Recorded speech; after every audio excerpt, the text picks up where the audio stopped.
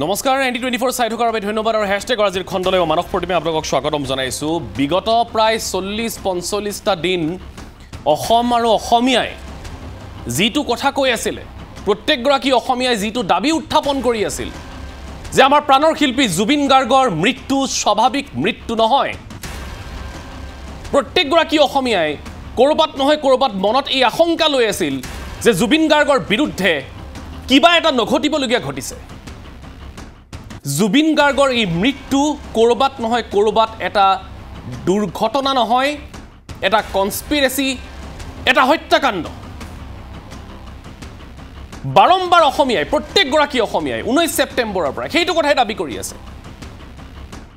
কৰবাত নহয় কৰবাত সকলোৰে মনে এই কথাটো মানি ল'ব খোজা নাছিল যে জুবিন গাৰ্গৰ মৃত্যু সাধাৰণভাৱে ডুবি হৈছে কৰবাত নহয় কৰবাত কোনো এগৰাকী অসমীয়াই এই কথাটো মানি ল'ব খোজা নাছিল বাৰম্বাৰ সকলোৰে মনে কৈছিলে যে সিদিনাখন সিংগাপুৰৰ মাছ সাগৰত কিবা এটা এনেকুৱা ঘটিছে যিটো ঘটনা কোনো এগৰাকী অসমীয়াই মানি ল'ব নোখোজে আমি বাৰম্বাৰ উনুকিয়াই দি আছিল কৰবাত আমাৰো সন্দেহ আছিল আৰু আজি মুখ্যমন্ত্ৰী ডক্টৰ হিমন্ত বিশ্ব শৰ্মাই সেইখিনি কথাকেই ডাঠি কলে মুখ্যমন্ত্ৰী ডক্টৰ হিমন্ত বিশ্ব শৰ্মাই আজি সেইখিনি কথা নদি কৈছে কনফিডেন্সত কৈছে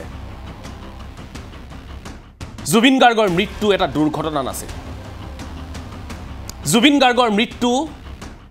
এটা হত্যাকাণ্ড আছিল মুখ্যমন্ত্ৰী আজি কৈছে তেওঁৰ বাক্যখিনি হুবহু মই আপোনালোকক পঢ়ি শুনাইছো মুখ্যমন্ত্ৰী আজি মন্তব্য কৰিছে সংবাদ মাধ্যমৰ আগত মই আজি আৰু আপোনালোকক দুৰ্ঘটনা বুলি কোৱা নাই মুখ্যমন্ত্ৰীয়ে কৈছে জুবিন গাৰ্গৰ হত্যাকাণ্ডৰ চাৰ্জশিট আমি 17 ডিসেম্বৰৰ আগতে দিব লাগে মই আকৌ কৈছো মুখ্যমন্ত্ৰীয়ে কৈছে আজি আৰু আমি আপোনালোকক দুৰ্ঘটনা বুলি কোৱা নাই জুবিন গাৰ্গৰ হত্যাকাণ্ডৰ চাৰ্জশিট আমি 17 ডিসেম্বৰৰ আগতে দিব লাগে মই টাৰ্গেট দিছো মই মানে মুখ্যমন্ত্ৰীয়ে টাৰ্গেট দিছে 8 তাৰিখ মানৰ ভিতৰতে যাতে দিব পাৰো মুখ্যমন্ত্ৰীয়ে কৈছে আমি সকলো ফালৰ পৰা প্ৰস্তুত মুখ্যমন্ত্ৰীয়ে কৈছে বিদেশত যদি কিবা এটা ঘটনা হয় চাৰ্জশিট দিয়াৰ আগতে গৃহ মন্ত্ৰালয়ৰ অনুমোদন ল'ব লাগে মুখ্যমন্ত্ৰীয়ে কৈছে কালি গৃহমন্ত্ৰীক সাক্ষাৎ কৰিছো যাতে অনুমোদন সোনকালে পাওঁ মুখ্যমন্ত্ৰীয়ে কৈছে অহা 3-4 দিনৰ ভিতৰত SITয়ে গৃহ মন্ত্ৰালয়লৈ লিখিব লগে লগে আমি অনুমোদন পাই যাম কিন্তু সকলোৰে মনত বিন্ধা বাক্যটো হৈছে মুখ্যমন্ত্ৰীয়ে প্ৰথমতে কোৱা বাক্যটো মুখ্যমন্ত্ৰীয়ে কৈছে মই আজি আৰু আপোনালোকক দুৰ্ঘটনা বুলি কোৱা নাই জুবিন গাৰ্গৰ হত্যাকাণ্ডৰ চাৰ্জশিট ৰহস্যজনক মৃত্যু বুলি কোৱা নাই জুবিন গাৰ্গৰ হত্যাকাণ্ডৰ চাৰ্জশিট আমি 17 ডিসেম্বৰৰ আগতে দিব লাগে আৰু সিদিনাখন মুখ্যমন্ত্ৰীয়ে কৈ থৈ দিছে যে মই হত্যাকাণ্ড শব্দটো ব্যৱহাৰ কৰাৰ কাৰণে কোনোবা তাচ্ছিল্য কৰি আছে কিন্তু মুখ্যমন্ত্ৰীয়ে কথা এনেই নকয় গতিকে ৰাজ্যখনৰ মুখ্যমন্ত্ৰী হোৱা হিচাপে SIT খনে মুখ্যমন্ত্ৰীক ৰিপৰ্ট কৰিবই লাগিব আৰু আমাৰ বিশ্বাস কৰবাত SITয়ে এনেকুৱা তথ্য পাইছে যিখিনি তথ্য আমি অনুমান আমি সন্দেহ কৰি থকা ধৰণৰ যিখিনি তথ্য হয়তো আমি ভাবিব নোৱাৰা যিখিনি তথ্যই জুবিনদাৰ প্ৰতি আমাৰ যিখিনি আবেগ হয়তো তাক আৰু বেছি বঢ়াব মই নাজানো SITয়ে কি তথ্য পাইছে কিন্তু মুখ্যমন্ত্ৰী গৰাকীয়ে সিদিনাখন কৈছিল যে মুখ্যমন্ত্ৰীয়ে এনে কথা নকয় আৰু সেই মুখ্যমন্ত্ৰীৰ ভাষ্যৰ উদ্ধৃতি দি আমি এই মুহূৰ্তত ক'ব পাৰো যে SITয়ে কিবা এটা এনেকুৱা পাইছে যাৰ বাবে মুখ্যমন্ত্ৰীয়ে কনফিডেন্সত কৈছে যে জুবিন গাৰ্গৰ হত্যাকাণ্ডৰ চাৰ্জশিট আকৌ কৈছো শব্দই ব্ৰহ্ম মুখ্যমন্ত্ৰীয়ে কৈছে কোনো ৰহস্যজনক মৃত্যু নহয় মুখ্যমন্ত্ৰীয়ে কৈছে কোনো দুৰ্ঘটনা নহয় জুবিন গাৰ্গৰ হত্যাকাণ্ডৰ চাৰ্জশিট এবাৰ মুখ্যমন্ত্ৰীৰ ভাষ্যটো শুনক মুখ্যমন্ত্ৰী আজি সংবাদ মাধ্যমৰ আগত একেবাৰে স্পষ্টকৈ কি কৈছিলে মই আজি আৰু আপোনালোকক দুৰ্ঘটনা বুলি কোৱা নাই জুবিন গাৰ্গৰ হত্যাকাণ্ড চাৰ্জশ্বিট আমি 17 ডিচেম্বৰৰ আগতে দিব লাগে মই টাৰ্গেট দিছোঁ যে 8 তাৰিখ মানৰ ভিতৰতে যাতে দিব পাৰে আৰু আমি সকলো ফালৰ পৰা এতিয়া প্ৰস্তুত বিদেশত যদি কিবা ঘটনা হয় চাৰ্জশ্বিট দিয়াৰ আগতে গৃহ মন্ত্ৰালয়ৰ এটা অনুমোদন লাগে কালি মই গৃহমন্ত্ৰী অমিত শ্বাহ ডাঙৰীয়াকো সাক্ষাৎ কৰি আহিছোঁ যাতে আমি অনুমোদনটো সোনকালে পাব পাৰোঁ গতিকে মই ভাবোঁ যে অহা 3-4 দিনৰ ভিতৰতে SITয়ে MHA লৈকে লিখিব মিনিষ্ট্ৰী অফ হোম এফেয়াৰ্ছলৈকে অনুমোদন আমি পাই যাম আৰু লগে লগে আমি লাষ্ট ডেট 8-9-7 আমি চাৰ্জশ্বিট দি দিম এয়া আছিলে মুখ্যমন্ত্ৰীৰ মন্তব্য ইয়াৰ পাছত কাৰ মনত প্ৰশ্ন আহিব যে জুবিন গাৰ্গক হত্যা কৰিছিল কোনে এই কনস্পিৰেসি কোনে কৰিছিল জুবিন গাৰ্গৰ প্ৰাণ কাৰ বাবে জৰুৰী আছিল কোনে জুবিন গাৰ্গৰ প্ৰাণ কাঢ়ি নিলে কোনে সেই একেবাৰে সামান্য হৈ থকা মানুহজনক এজন অসামান্য মানুহক এই ধৰণে নিজৰ বাটৰ পৰা আঁতৰালে কাৰ ৰাস্তাৰ কাইট হৈ পৰিছিল সেই একো নোহোৱা মানুহজন যিজন মানুহে নিজৰ মাজত একো অহংকাৰ একো ভেম নথকাকৈ সকলোকে নিজক উদঙাই দিছিল সেই মানুহজন কাৰ ৰাস্তাৰ কাইট হ'ব পাৰে মুখ্যমন্ত্ৰীৰ মন্তব্যৰ উদ্ধৃতি দি যদি আমি কওঁ যদি সঁচাকৈ জুবিনদাৰ সেই মৃত্যু আসলতে দুৰ্ঘটনা নহয় যদি হত্যাকাণ্ড তেতিয়াহ'লে কোন আছিল জুবিনদাৰ ইমান ডাঙৰ শত্ৰু কোনে কি বিনিময়ত জুবিনদাক মৃত্যুমুখলৈ ঠেলি দিছিল সিদ্ধাৰ্থ শৰ্মা শ্যামকানু মহন্ত শেখৰ গোস্বামী ছিংগাপুৰত থকা প্ৰবাসী অসমীয়া কোন আছিল জুবিন গাৰ্গৰ মৃত্যুৰ কাৰক কোন আছিল জুবিন গাৰ্গৰ জীৱনক লৈ অশান্তিত কোনে জুবিন দাক মৃত্যুৰ মুখলৈ ঠেলি দিছিল SITয়ে কি তথ্য লাভ কৰিছে আমি দাবী জনাম যে যিমান সোনকালে পাৰে সিমান সোনকালে গৃহ মন্ত্ৰালয়ৰ পৰা অনুমতি আনক এই চাৰ্জশ্বিট দাখিল কৰক আৰু সেই কালপ্ৰিতক বিচাৰি উলিয়াওক যি কালপ্ৰিতৰ কাৰণে গোটেই অসমবাসী আজি কান্দিছে জুবিন গাৰ্গৰ মৃত্যুৰ কাৰক কেৱল এই কেইজন নে এতিয়ালৈকে নাম নোলোৱা কোনোবা আছে এতিয়ালৈকে তদন্তৰ আওতালৈ নহা কোনোবা আছে আমি সপোনতো ভাবিব নোৱাৰা কোনোবা আছে এইখিনি কথা প্ৰত্যেকগৰাকী অসমবাসীক লাগে কথা পাতিম ছিংগাপুৰ গুৱাহাটী আৰু SITৰ কাৰ্যালয়ৰ সকলো সামৰি আজিৰ হেশটেগ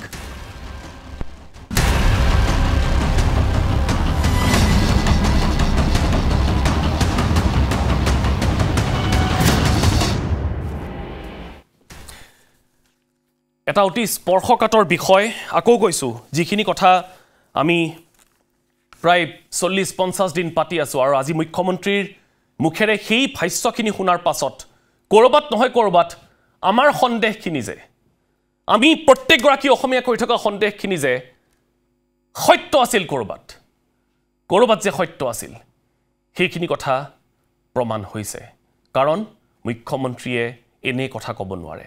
এই হিমন্ত বিশ্ব শৰ্মা বুলিয়ে নহয় কোনো ৰাজ্যৰ কোনো মুখ্যমন্ত্ৰীয়ে এনে কথা ক'ব নোৱাৰে আমাক লাগিব ইতিমধ্যেই আমি সংযুক্ত হৈ আছো ছিংগাপুৰৰ পৰা আজি উভতি অহা দুলু আহমেদৰ সৈতে আৰু দুলু আহমেদ এজন লোন ৱাৰিয়াৰ দুলু আহমেদ ডাঙৰীয়া এজন লোন ৱাৰিয়াৰ দুলু আহমেদ ডাঙৰীয়াই নিজৰ কষ্টত নিজাববীয়াকৈ জুবিনদাৰ বিৰুদ্ধে হোৱা এই ডাঙৰ কনস্পিৰেচিখনৰ এজন যোদ্ধা তেওঁ কাৰোলৈ অপেক্ষা কৰি থকা নাই তেওঁ দ্বিতীয়বাৰলৈ আজি ছিংগাপুৰলৈ গৈ আজি ঘূৰি আহিছে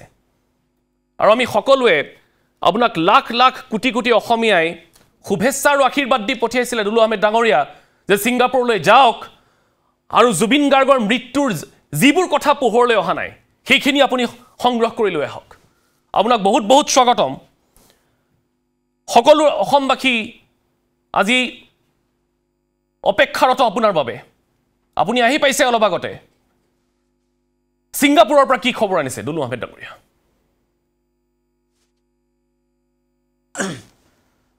মানস প্ৰতিম ডাঙৰীয়া মই যোৱা আপোনালোকৰ 15 অক্টোবৰত আপোনালোকৰ 15 নে 16 তাৰিখে যেটো শ্ব হৈছিল আপোনালোকৰ ND24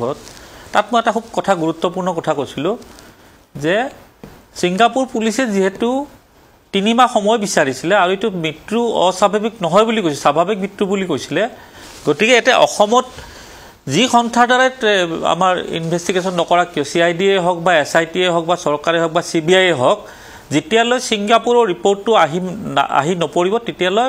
আমাৰ অসমে কোনো ধৰণৰ জাজমেন্ট দিব নোৱাৰে এটো মই স্পষ্টকৈ আপোনালোকৰ চত যোৱা 15 নে 16 তাৰিখে কৈছিলো আপোনালোকৰ তাত আছে চাই ল'ব এতিয়া আজি মই বাৰু ছিংগাপুৰৰ বিষয়টো লৈ মই আহাৰ আগে মই এটা কথা ক'ব বিচাৰিছো আজি মই আহি থাকোতে হঠাৎ দেখিলো মুখ্যমন্ত্ৰীৰ এটা ষ্টেটমেন্ট যে জুবিন গাৰ্গক হত্যা কৰা হৈছিল আৰু যিখিনি কথা আপুনি অলপ আগে ক'লে যে মই আগতেও কৈছিলো যে হত্যা আৰু আজিও কৈছো হত্যা হৈছিল বুলি গতিকে আজি আৰু তেওঁ চাৰ্জশিটখন দাখিল কৰাৰ কাৰণে 17 তাৰিখ নে 17 ডিসেম্বৰ নে 8 ডিসেম্বৰ কিবা এটা সময়সীমা ললে এতিয়া কথাটো হ'ল যে এই গুটেই যে খেলিমেলিবোৰ হৈ আছে ইয়াত কিন্তু খেলিমেলিবোৰ বাঢ়ি যোৱাৰ কাৰণটো একমাত্ৰ হৈ গ'ল মুখ্যমন্ত্ৰীৰ ভাষ্যবোৰ আপুনি চাব স্পষ্টকৈ যিদিনাৰ পৰা ঘটনাটো হৈছে এইবিলাক বিষয় আগে পিছে বহুতবাৰ পাতিছো মই এদিন এটা মুখ্যমন্ত্ৰীৰ ভাষ্য চাইছিলো তেখেতে কৈছে যে জুবিন গাৰ্গৰ যিদিনা চাৰ্জশিটখন ৰাজুৱা হ'ব ইনানে অসমৰ ৰাইজে আচৰিত হ'ব হেতু কি মিনিংত কৈছিল কি মিনিংত কোৱা নাছিল আমি সকলোৱে বুজি পাইছিলো আপোনালোকে বুজি পাইছিল অসমৰ ৰাইজে বুজি পাইছিল মানে কথাটো বেলেগ ধৰণৰ ইংগিত বহন কৰি কৈছিল যে চাৰ্জশিটখন ৰাজুৱা হ'লে অসমৰ ৰাইজে আচৰিত হ'ব লাগিব অকমান এটো বেলেগ ধৰণৰ আছিল কথাটো কিন্তু তাৰ পিছত আকৌ এদিন ক'লে যে হত্যাকাণ্ডৰ পিছত চলি থাকিল আজি আকৌ ক'লে যে মই নিশ্চিত এইটো দুৰ্ঘটনা নহয় এইটো হত্যাকাণ্ড এতিয়া মূল কথাত যে যদি হত্যাকাণ্ড হয় কোন হত্যাকাৰী নহয় তো আদালতে ৰায় দিব হয়নে হেতু মুখ্যমন্ত্ৰীৰ দায়িত্ব নহয় মুখ্যমন্ত্ৰী কথাবোৰ আগতীয়াকৈ যেহেতু কৈ আছে যাৰ কাৰণে খেলিমেলিবোৰ বাঢ়ি গৈছে এতিয়া মূল কথাটো হ'ল যদি মুখ্যমন্ত্ৰী নিশ্চিত হৈছে যে যোৱা পৰখিনে একদিন আগে ছিংগাপুৰৰ পৰা টক্সিকোলজি ৰিপৰ্টটো আহিল আহাৰ পাছত মুখ্যমন্ত্ৰীৰ ষ্টেটমেন্ট আহিছে যে এইটো টক্সিকোলজি ৰিপৰ্টটো পালো আৰু এইটো হত্যাকাণ্ড বুলি মই নিশ্চিত হলো এইটো মুখ্যমন্ত্ৰীৰ কথা মোৰ কথা নহয় দেই যদি মুখ্যমন্ত্ৰী ডাঙৰীয়া এই গোটেই বিষয়টো সম্পূৰ্ণ নিৰীক্ষণ কৰি আছে তেনে যিবোৰ তদন্তত আনিব লাগিছিল যিবোৰ তদন্তত আহিছে এই যিবিলাকক তদন্ত কৰি আছে ভাগকৈ গ্ৰেপ্তাৰ কৰিছে এইটো এটা খুব ডাঙৰ প্ৰশ্ন থাকি গ'ল ভাগকৈ কিয় গ্ৰেপ্তাৰ কৰিছে আচ্ছা জুবিন গাৰ্গৰ মই মুখ্যমন্ত্ৰীৰ ভাষাতে ক'লো যে জুবিন গাৰ্গক হত্যা কৰা হৈছিল ক'ত কৰা হৈছিল হোটেলখনত কৰা হৈছিল নে ৰাস্তাত কৰা হৈছিল নে জাহাজখনত কৰা হৈছিল ক'ত কৰা হৈছিল ইয়টখনত কৰা হৈছিল যে ইয়টখনত যদি কৰা হৈছিল ইয়টখনত কিমান গৰাকী আছিল 4 গৰাকী গ্ৰেপ্তাৰ হৈছে 11 গৰাকী ছিংগাপুৰত আছে তাৰে 10 গৰাকী আহিল ইটেললৈ 1 গৰাকী আহা নাই তে আহাৰ পিছত তেখেতসকল দুখী হয় নহয় মই এই বিষয়টোলৈ নাযাওঁ তেখেতসকলক কিয় গ্ৰেপ্তাৰ নকৰিলে একেখন জাহাজত মই এই প্ৰশ্নটো আগতেও কৰিছো আপোনাৰ ওচৰত অসমৰ ৰাইজৰ প্ৰশ্ন হয়তো যে তাত কি স্বাৰ্থ আছে যে 4 গৰাকী গ্ৰেপ্তাৰ কৰিছে আৰু বাকি 11 গৰাকী গ্ৰেপ্তাৰ কৰা নাই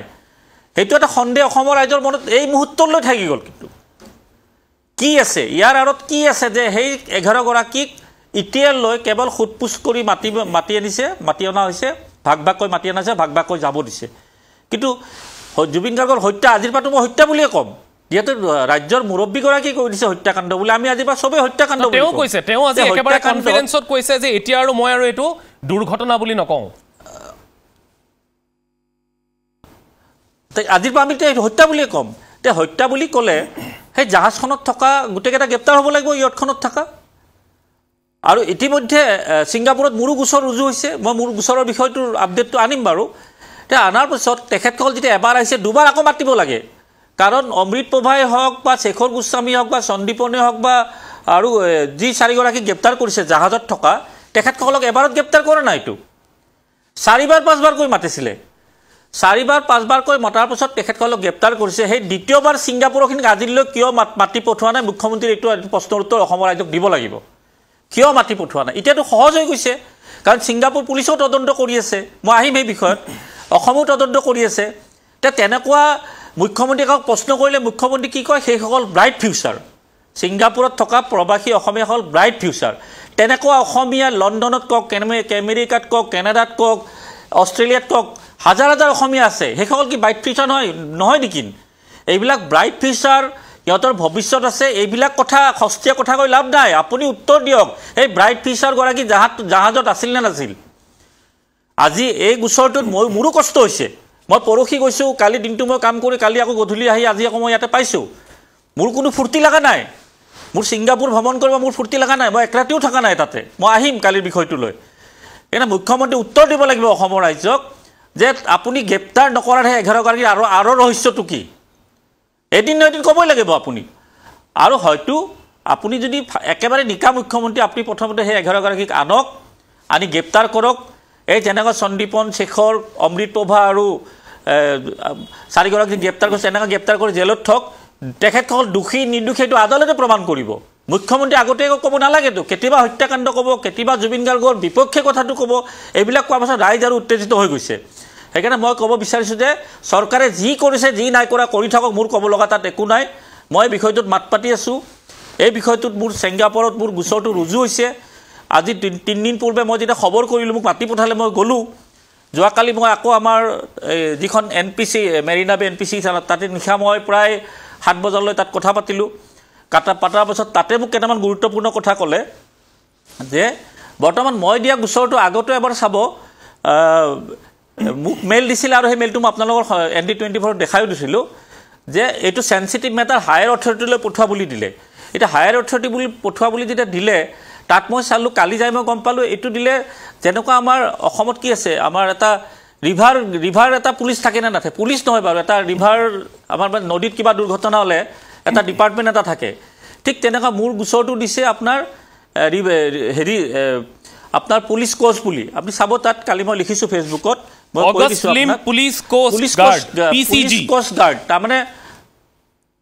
এতিয়া পুলিচ PCG এটা পুলিচ কোচ গাৰ্ডটো কি হ'ল কি হয় সেইটো জানিব লাগিবতো এইটো নতুনকৈ এটা বিষয় আহি পৰিছে মই সুধিলোঁ কালি যে পুলিচ কোচ গাৰ্ডক কিয় দিয়া হ'ল গোচৰটো তেতিয়া তেখেতসকলে ক'লে যে যিহেতু এই দুৰ্ঘটনাটো সাগৰত হৈছিলে সাগৰৰ মাজত হৈছিলে হোৱাৰ কাৰণে তাতে PCGটো ছিংগাপুৰ পুলিচৰ আণ্ডাৰতে থাকে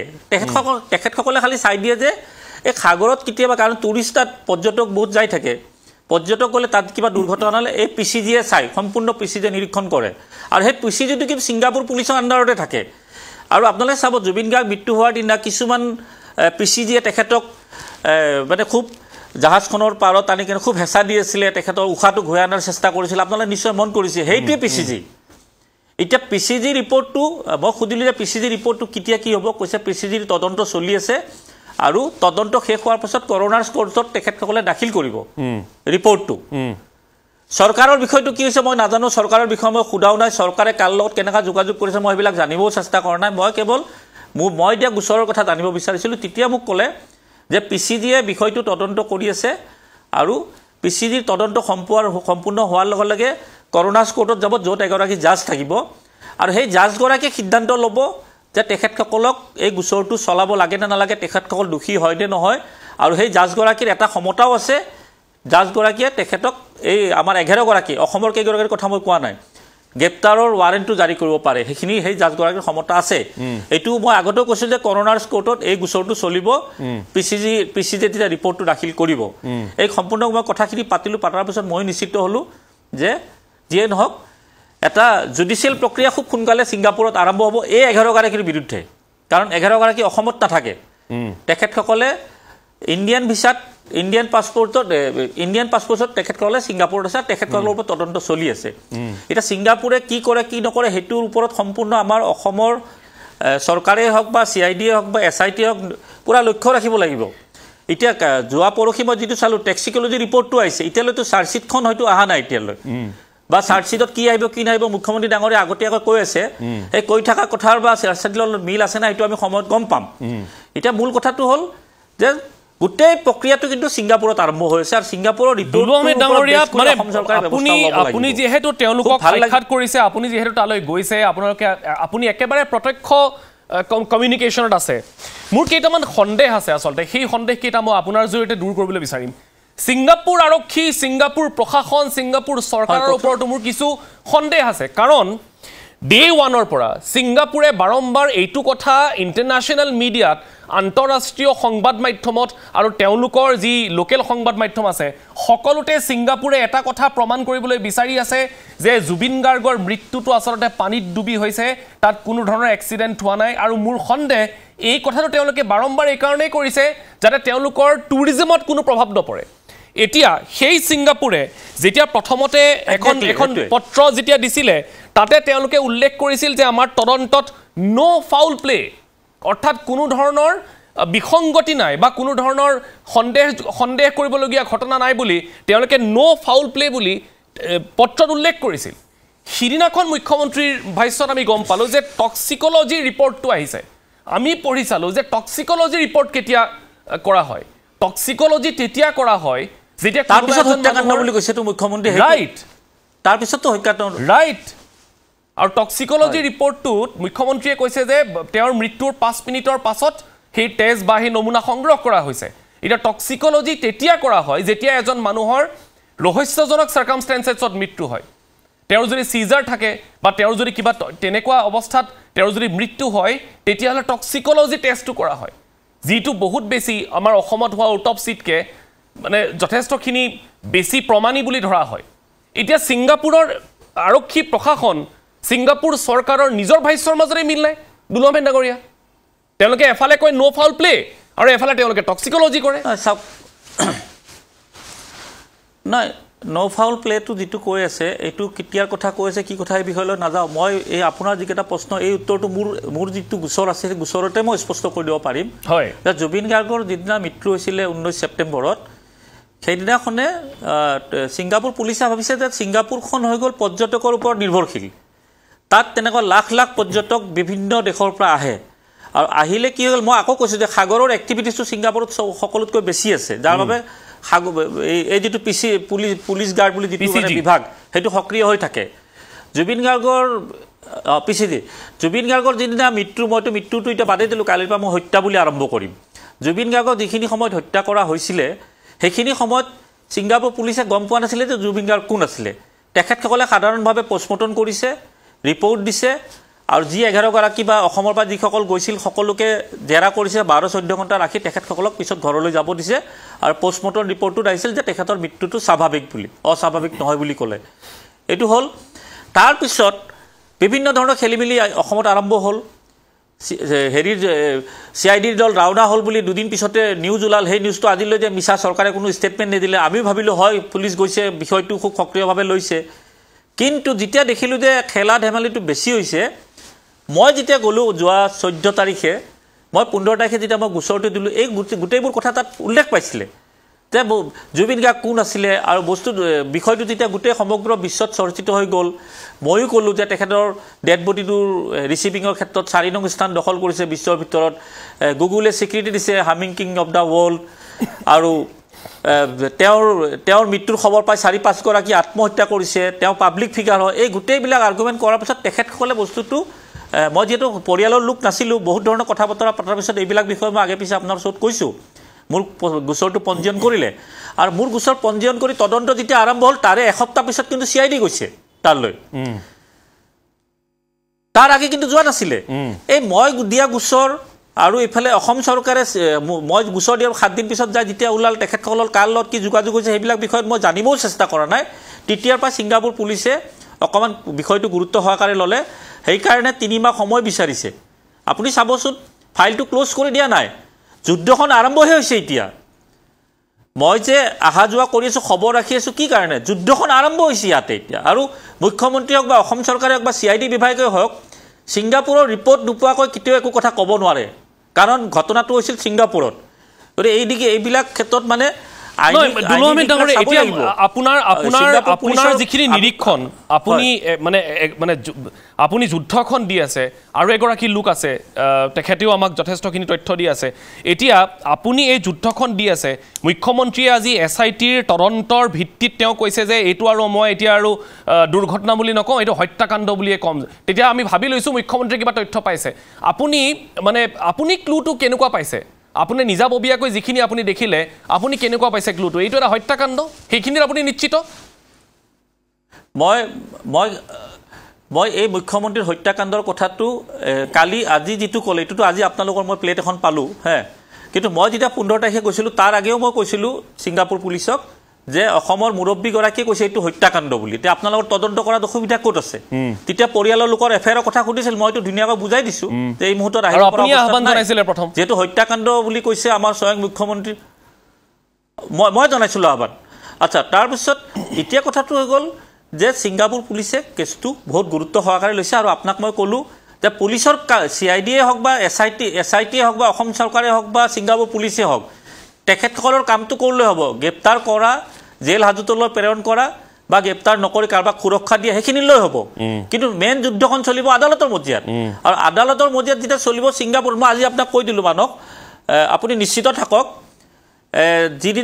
যিদিনাখনৰ আমাৰ মই কালি যিটো আপডেট পালোঁ আমাৰ PCGৰ ৰিপৰ্ট যেতিয়া ছাবমিট হ'ব কৰোনাৰ্ছ কোৰ্টত সেইদিনাৰ পৰা গোচৰটো খুব তীব্ৰ গতিত চলিব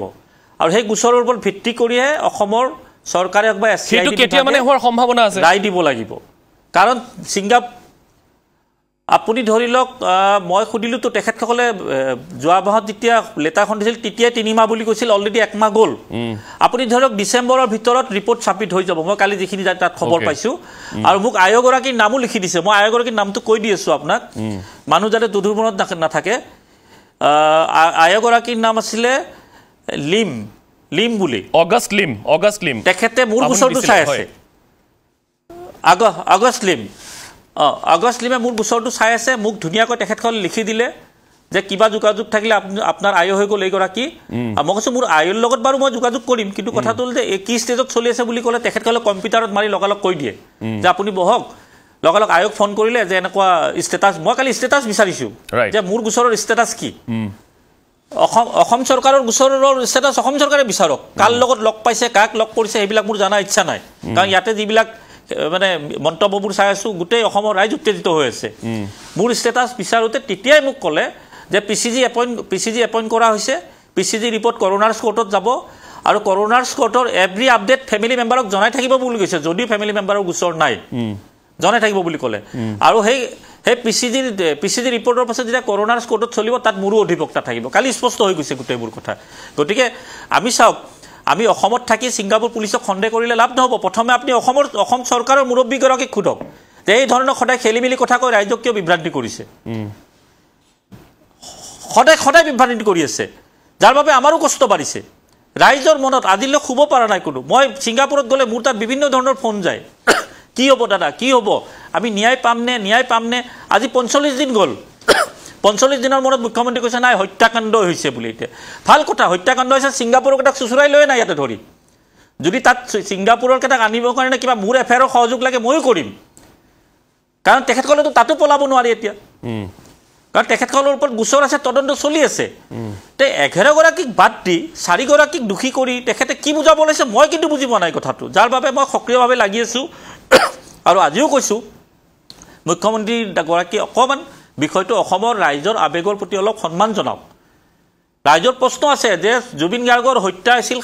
মাছ সাগৰৰ ইয়টখনত আৰু ইয়টখনত 15 গৰাকী আছিলে 4 গৰাকী গ্ৰেপ্তাৰ হৈছে 11 গৰাকী গ্ৰেপ্তাৰ হোৱা নাই আপুনি কয় নহয় মুখ্যমন্ত্ৰীগৰাকী যে মোৰ নিচিনা পাৱাৰফুল মানুহ ভাৰতত নাই পৃথিৱীত নাই আপুনি আপোনাৰ শক্তি দেখাওক 11 গৰাকীক চুচুৰাই টানি লৈ আনক তাত যদি আমাৰো কিবা সহায় কৰিব লাগে আমি কৰিম অসমৰ ৰাইজে কৰিব আৰু সেই সহায় কৰিবলৈ সকলো সাজু হৈ আছে ব্ৰাইট ফিউচাৰ তেখেতসকলৰ ভৱিষ্যত আছে শুনক এইবিলাক ব্ৰাইট ফিউচাৰ ভৱিষ্যত আছে এইবিলাক আল্টু ফাল্টু কথা কৈ মানুহক ডাইভাৰ্ট কৰিব নাপায় মই আহমেদ ডাঙৰীয়া মই আপোনাৰ ওচৰলৈ আকৌ আহি আছো আল্টু ফাল্টু খঙত ওলাইছে বাৰু ঠিক আছে মই আহি আছো মই আপোনাৰ ওচৰলৈ আকৌ আহি আছো এই মুহূৰ্তত মই সংযুক্ত হৈ আছো আন এগৰাকী এনে ব্যক্তি যিগৰাকী ব্যক্তিয়ে এই গোটেই নহয় যিগৰাকী ব্যক্তিয়ে নিজাববীয়াকৈ এই গোটেই ঘটনাটোৰ বাবে তেওঁ নিজাববীয়াকৈ ছিংগাপুৰ আৰক্ষীৰ সৈতে সংযুক্ত হৈছে তেওঁ ছিংগাপুৰৰ পৰা খবৰ লৈছে আৰু ছিংগাপুৰ গোটেই ঘটনা প্ৰবাহবিলাক আচলতে তাত কেনেকৈ ডিছকাশ্যন হৈছে তেওঁলোকে কি ষ্টেটাছত আছে এইখিনি কথা তেওঁ জানিবলৈ চেষ্টা কৰি আছে আমি ফোনযোগে সংযুক্ত হৈ আছোঁ এইগৰাকী ব্যক্তিৰ সৈতে মই আপোনাক স্বাগতম জনাইছোঁ এতিয়া দুলু আহমেদ ডাঙৰীয়াই নিজাববীয়া প্ৰচেষ্টাৰে যিমানখিনি আগবঢ়াইছে সেইখিনি যথেষ্ট সহায়ক হ'ব বুলি চৌধুৰী ডাঙৰীয়া আমি আহ্বান জনাইছোঁ আমি আশা কৰিব পাৰোঁ আপুনিও ফোন যুগে হওক মেইল যুগে হওক বা আপুনি যোগাযোগ স্থাপন কৰি এই গোটেই ঘটনাটো এই তদন্ত আগবঢ়াই লৈ যাবলৈ বা আপুনি নিজাববীয়াকৈ চেষ্টা কৰিবলৈ এটা প্ৰচেষ্টা অব্যাহত ৰাখিছে আপোনাৰ দৃষ্টিত কি হৈ আছে বৰ্তমান চৌধুৰী ডাঙৰীয়া হয় হয় নমস্কাৰ মোৰ কথাটো হৈছে মই আপোনাৰ 7 তাৰিখ 7 অক্টোবৰ তাৰিখে মই আপোনাৰ প্ৰথমতে ভাৰতৰ মহামহিম ৰাষ্ট্ৰপতিলৈ মই পত্ৰ এখন প্ৰেৰণ কৰিছিলোঁ হয় তাৰ পাছত মই 8 তাৰিখে 8 অক্টোবৰত আপোনাৰ honourable president of Republic of Singapore ছিংগাপুৰৰ ৰাষ্ট্ৰপতিলৈ মই পত্ৰ প্ৰেৰণ কৰিলোঁ হয় মই একেটা সময়তে সেই 8 তাৰিখেই আপোনাৰ তেওঁলোকৰ ministry of home affairs and ministry of foreign affairs বৈদেশিক পৰিক্ৰমা আৰু গৃহ মন্ত্ৰালয়লৈও মই 8 তাৰিখে পত্ৰ প্ৰেৰণ কৰিলোঁ হয় তাৰ পাছত মই তেওঁলোকৰ লগত মই যোগাযোগ কৰি থাকোঁতেই একেটা সময়তেই আপোনাৰ সেইদিনাখন 8 তাৰিখে মই পত্ৰকেইখন প্ৰেৰণ কৰাৰ পাছত 9 অক্টোবৰ ৰাতিপুৱা ইণ্ডিয়ান টাইম 8:12 তেওঁলোক আমাতকৈ 2.5 ঘণ্টা আগত গতিকে 10 বাজি গৈছে তেওঁলোকৰ অফিচিয়েল টাইমত মই এটা মেইল পাইছোঁ 9 তাৰিখে Presidents office Republic of Singapore হয় তেওঁলোকৰ ৰাষ্ট্ৰপতিৰ মানে আপোনাৰ অফিচৰ পৰা মই ৰিপ্লাই পাইছোঁ সেই ৰিপ্লাইটোত তেওঁলোকে এটা মানে জনাই অসমবাসীক জনাইছে মানে মোক জনাইছে মেইলৰ ৰিপ্লাই যে তেখেতলোকে কথাটো চিৰিয়াছলি লৈছে তেওঁলোকে আগৰ পৰাই কথাখিনি চিৰিয়াছলি লৈছে কিন্তু একেটা সময়তে কথাখিনিত এইটো কথাও মেনশ্যন আছে যে ইনিচিয়েলি তেওঁলোকে আৰম্ভণিৰ সময়ত তেওঁলোকে যিখিনি অনুসন্ধান চলাইছিলে SPF ছিংগাপুৰ পুলিচ ফৰ্চে যিখিনি কাম তেওঁলোকৰ পিনৰ পৰা কৰিছিলে ৰাইট সেইখিনি তেওঁলোকৰ ইনিচিয়েলি তেওঁলোকে কৰা এটা অনুসন্ধান ইনকুৱাৰীটো তেওঁলোকে ইনিচিয়েলি যিখিনি কিছু সময় আগতে সন্মানীয় দুলু আহমেদ ডাঙৰীয়াই কথোপকথনত আপোনাৰ লগত আলোচনা কৰিলেই অসমবাসীয়ে কথাখিনি শুনিলে হয় তেখেতে সেই ঠিক কথাখিনিয়ে কৈছে বা আপুনিও এক সঠিক মন্তব্য এটা দিছে ইনিচিয়েলি তেওঁলোকে এইটো কথা গম পোৱা নাছিলে যে জুবিন গাৰ্গ কোন হয় বা জুবিন গাৰ্গৰ এই তেওঁলোকৰ কাৰণে এটা সাধাৰণ এটা এনকুৱাৰী আছে সাধাৰণভাৱে তেওঁলোক আগবাঢ়িছে ইমান ভিতৰত তেওঁলোক সোমোৱা নাই বা ইয়াত কিবা ষড়যন্ত্ৰ থাকিব পাৰে বা জুবিন গাৰ্গৰ মৃত্যুক লৈ পেলাই আনে কিবা কিছুমান মানে ধৰি লওক কিবা এটা চিন্তা কৰি পেলাই বেলেগভাৱে কথাটো নিব পাৰে তেনেকুৱা ধৰণৰ চিন্তাত SPFৰ মগজুত নাছিলে বা এতিয়া আপোনাৰ PCGয়ে যিটো কাম কৰিছে বা PCGৰ যিজন অফিচাৰৰ লগত আহমেদ ডাঙৰীয়াই কথা পাতি পেলাই আপোনাৰ কথাখিনি গম পালে তেখেত অৱগত হ'ল এইটো আপোনাৰ তেওঁলোকৰ মানে PCGৰ ৰিপৰ্টটো PCGৰ কামটো ইনিচিয়েলি PCGয়ে কৰিছিল যেতিয়া আমি যেতিয়া SITৰ পৰা CIDৰ পৰা বা অসম চৰকাৰৰ পৰা যিখিনি কথা আমি জানিব পাৰিছিলো বা আমি আপোনাৰ SPFে তেওঁলোকৰ নিজৰ ৱেবছাইটত যিটো নটিফিকেশ্যন তেওঁলোকে জাৰি কৰিছিল যিটো যাৰ ওপৰত আপোনালোকে নিউজ অলৰেডি আমাক দিছে বা জনাইছে তাতো সেই কথাখিনি যিখিনি তেওঁলোকে কৰিছিল ইনিচিয়েলি তেওঁলোকে এইখিনি কথা গম পোৱা নাছিলে কিন্তু পাছত যেতিয়া মই চিন্তা কৰিলো যে ঠিকে আছে আপোনালোকে আপোনালোকৰ দায়িত্বখিনি পালন কৰিছে সকলোৰে দায়িত্ব পালন কৰিছে ভাৰতীয় নাগৰিক হিচাপে মোৰ অধিকাৰ আছে মই মোৰ ৰাষ্ট্ৰপতি অফিচত বা ছেক্ৰেটাৰিয়েটত মই কথাটো জনাব পাৰোঁ ৰাষ্ট্ৰপতি ভৱনত মই কথাটো জনাব পাৰোঁ একেটা সময়তে ভাৰতীয় হিচাপে মোৰ এইখিনিও অধিকাৰ আছে যে মই ছিংগাপুৰতো কণ্টেক্ট কৰিব পাৰোঁ যেনেকে আহমেদ ডাঙৰীয়াই কৰিলে এতিয়া সেইখিনি সময়ত তেওঁলোকৰ পৰা যিখিনি মই ৰিপ্লাই পালো আজি পৰ্যন্ত মই আজিও মই এটা SPFৰ পৰা এটা মেইল পাইছো তাৰ কপিটো মই আপোনাক পঠিয়াইছো আজিও মই এটা SPFৰ পৰা মেইল পাইছো এইকেইদিনা মই কণ্টিনিউছলি পাই আছো SPF মানে Singapore police force Singapore police force মই এতিয়ালৈকে আপোনাৰ Presidents office Republic of Singapore তেওঁলোকৰ পৰা মই ৰিপ্লাই পালো মই মিনিষ্ট্ৰী অফ হোম এফেয়াৰ্ছ ছিংগাপুৰৰ পৰা ৰিপ্লাই পাইছো মই SPFৰ পৰা এতিয়ালৈকে 3টাকে মেইলৰ ৰিপ্লাই পাইছো মই এটৰ্নি জেনেৰেলছ অফ চেম্বাৰ্ছ কাৰণ আমাৰ অসম চৰকাৰে সেই সময়ত মাননীয় মুখ্যমন্ত্ৰী ডাঙৰীয়াও আৰু CID বিষয়াসকলে কথাটো মন্তব্যটো ৰাইজৰ আগত দিছিলে যে এটৰ্নি জেনেৰেল এই টাৰ্মটো অসম দেশে বহুতবাৰ শুনিছে হয় attorney AGC attorney general chambers republic of Singapore তেওঁলোকক কণ্টেক্ট কৰিব লাগিব তেওঁলোকৰ কথাটো পাতিব লাগিব মই সেই সময়তে এটৰ্নি এজিচিলৈও মই পত্ৰ প্ৰেৰণ কৰিলোঁ আৰু আপোনালোকে জানি পেলাই সুখী হ'ব যে ছিংগাপুৰে কিন্তু মোৰ কোনো এখন পত্ৰই কোনো এটা মেইলকেই তেওঁলোকে অগ্ৰাহ্য নাই কৰা মানে প্ৰতিটো কথাই তেওঁলোকে গুৰুত্ব সহকাৰে লৈছে আৰু 24 ঘণ্টা নহওঁতেই আটাইতকৈ মন কৰিবলগীয়া 24 ঘণ্টা নহওঁতেই মই প্ৰতিটো মেইলৰ প্ৰত্যেকখন পত্ৰৰে মই ৰিপ্লাই পাইছে হয় 24 ঘণ্টা নহওঁতে 8 তাৰিখে মই পঠিয়াইছো 8 অক্টোবৰ 2025 9 অক্টোবৰ 2025 ৰাতিপুৱা 8:12 মই ৰিপ্লাই পাইছো এইটো মোৰ প্ৰথম ৰিপ্লাই আছিলে এইটো প্ৰেচিডেন্ট অফিচৰ পৰা এতিয়া কথাটো হৈছে ৰিপ্লাইটো মই এজিচিৰ পৰাও পালো এটৰ্নি জেনেৰেল চেম্বাৰ্ছৰ পৰাও পালো এছটিএফৰ পৰাও পালো আপোনাৰ প্ৰেচিডেন্ট অফিচৰ পৰাও পালো মই ছিংগাপুৰৰ কথা কৈ আছো এইখিনিতে মই একাগছাই আপোনাৰ যিটো প্ৰশ্ন সেই উত্তৰটো মই এইকাৰণে দিয়াৰ আগতে মই কথাখিনি জনাই ললো কাৰণ অসমৰ ৰাইজে কথাখিনি জনাটো ভাল যে সন্মানীয় দুলু আহমেদ ডাঙৰীয়াৰ উপৰিও যিখিনি মানে হয়তো মই ব্যক্তিগতভাৱে ছিংগাপুৰলৈ নাই যোৱা তেখেতে সঁচাকৈ বহুত লেখত ল'বলগীয়া কাম এটা কৰিছে তেখেতে ব্যক্তিগতভাৱে গৈছে পৰিৱেশটো নিজে নিৰীক্ষণ কৰিছে নিজে পৰিৱেশটো দেখি সকলোৰে লগত কথা পাতিছে সেইটো মোৰ বাবে সম্ভৱ নাই হোৱা কিন্তু মই এইটো চিন্তা কৰিছিলো যে আৰম্ভণিতে 9 তাৰিখে মই এটা কথাত মই আচৰিত হৈছিলো আৰু মোৰ ভালো লাগিছিল যে মই 7 অক্টোবৰ 2025 তাৰিখে মই মোৰ দেশৰ ৰাষ্ট্ৰপতিলৈ এখন পত্ৰ প্ৰেৰণ কৰিলো সেইখনটো কৰিলোৱেই কিন্তু যেতিয়া 8 তাৰিখে যেতিয়া মই পত্ৰখন প্ৰেৰণ কৰিলো মই এখন বৈদেশিক ৰাষ্ট্ৰ মই বিদেশৰ এখন ৰাষ্ট্ৰলৈ মই মানে আপোনাৰ পত্ৰ এখন প্ৰেৰণ কৰি আছো মোৰ এটা ডাউট আছিলে neither I am the chief minister of the state nor I am a very important person of the society I'm a normal human being মই এজন সাধাৰণ অসমীয়া তো মোৰ এটা ডাউট আছিলে যে মই যদি এখন পত্ৰ প্ৰেৰণ কৰো সেইখনৰ উত্তৰ জানো মই পাম নেপাবও পাৰো কাৰণ এইটো এটা মৃত্যুৰ লগত জড়িত এটা বিষয় গতিকে এইটো মানে এটা ইণ্টাৰনেশ্যনেল টপিক হৈ গৈছে গতিকে এই বিষয়টো মানে হয় গতিকে আপুনি যিখিনি কৰিছে আচলতে বহুতেই আচলতে সাহস নকৰে চৌধুৰী ডাঙৰীয়া মই সেইকাৰণে মই আপোনাৰ নামটো আপোনাৰ অনুমতি সাপেক্ষে ল'বলৈ বিচাৰিছোঁ যদি আপোনাৰ অনুমতি থাকে তেতিয়াহ'লে মই ক'ব পাৰোঁ কিন্তু যিয়ে নহওক হয় গতিকে এতিয়া কথাটো হৈছে এনেকুৱা যে দুলু আহমেদ ডাঙৰীয়াই নিজে গৈ গোটেই পৰিৱেশটো চাই আহিলে আৰু তেওঁ কৈছে এতিয়া তদন্ত প্ৰক্ৰিয়াটোৱে অলপ নহয় অলপ তাতে গতি পাইছে বা তেওঁলোকে এতিয়া গুৰুত্বটো বুজি পাইছে আচলতে হু ৱাজ জুবিন গাৰ্গ আৰু এই গোটেই ৰহস্যজনক মৃত্যু বা এতিয়া হত্যা বুলি যিহেতু মুখ্যমন্ত্ৰীগৰাকীয়ে নিজেই কনফিডেন্সত ক'বলৈ পাৰিছে গতিকে এই হত্যাকাণ্ডটোৰ কিমান ডাঙৰ এটা এফেক্ট হ'ব পাৰে গোটেই ৰাজ্যজুৰি সেইটো সকলোৱে গম পাইছে মই চৌধুৰী ডাঙৰীয়া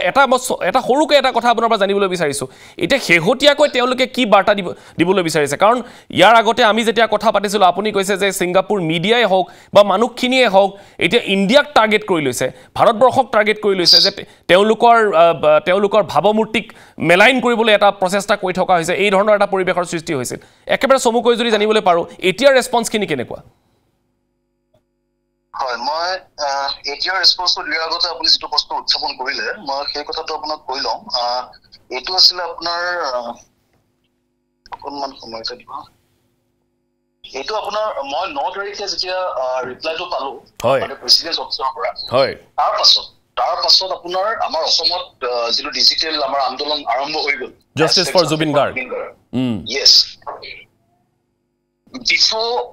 before crossing 1 million 1 মিলিয়ন হোৱাৰ আগমুহূৰ্তলৈকে এনেকুৱা ধৰণৰ আপোনাৰ ছিংগাপুৰৰ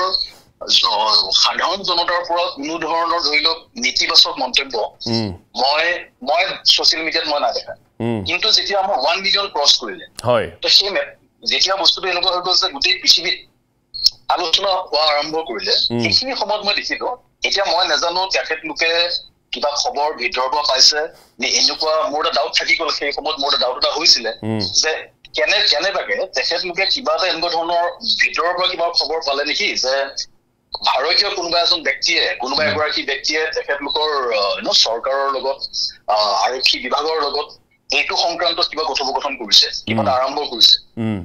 কাৰণ আপোনাৰ 8 অক্টোবৰৰ আগত চাগে কাৰণ 7 অক্টোবৰতো মই নিজৰ দেশৰ প্ৰধানমন্ত্ৰীক লিখিছো 8 অক্টোবৰ 2025 চনৰ আগত আমাৰ অসমৰ পৰা বা ভাৰতৰ পৰা কোনো এগৰাকী ব্যক্তিয়ে আপোনাৰ ছিংগাপুৰ গভৰ্ণমেণ্টৰ লগতে হওক বা আৰক্ষী বিভাগৰ লগতে হওক এইটো সংক্ৰান্তত কোনো ধৰণৰ কমিউনিকেশ্যন আৰম্ভ নাই কৰা এতিয়া মই মোৰ তেওঁলোকে কি কৰিলে তেওঁলোকে কিছুমান মানে মই লিখা কিছুমান কথাৰ ওপৰত তেওঁলোকে ৰিপ্লাই কৰা আৰম্ভ কৰিলে এতিয়া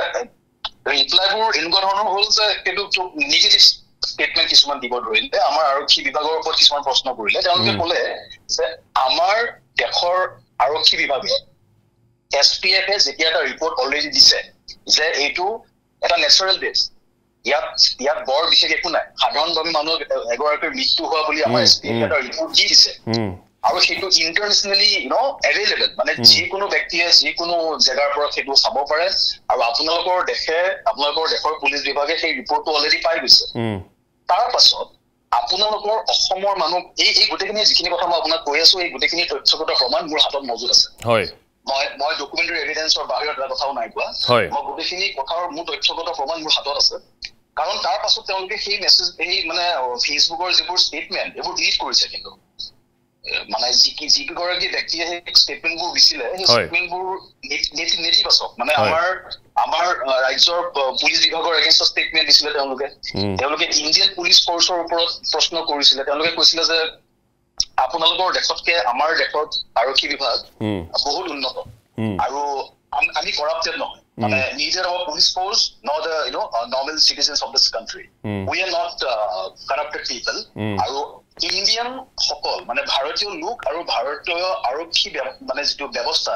মানে আপোনাৰ তাৰ ওপৰতো তেওঁলোকে প্ৰশ্ন উত্থাপন কৰিছিলে Definitely, তেওঁলোকে লিখিত আকাৰত মানে it's not a verbal communication it's a non verbal communication মানে সেইটোৱে চৌধুৰী ডাঙৰীয়া মই আপোনাক এই কথাটো সোধাৰ কাৰণটো এইটোৱেই যে মানে দুলু আহমেদ ডাঙৰীয়াই যিটো দাবী উত্থাপন কৰিছে কৰবাত নহয় কৰবাত ঠিকে আছে এতিয়া বাৰু হত্যাকাণ্ড বুলি মুখ্যমন্ত্ৰীয়ে কৈছে কিন্তু কৰবাত নহয় কৰবাত এটা ডাঙৰ কনস্পিৰেসি অসমত চলি আছে নেকি ইফালে ইন্টাৰনেশ্যনেলি এই গুটে ফোৰ্সটোৱে আৰু এটা কনস্পিৰেসি চলাই আছে নেকি এই দুইটা কনস্পিৰেসি মিলি পেলাই কেনেবাকৈ জুবিনদাৰ মৃত্যুটোক এটা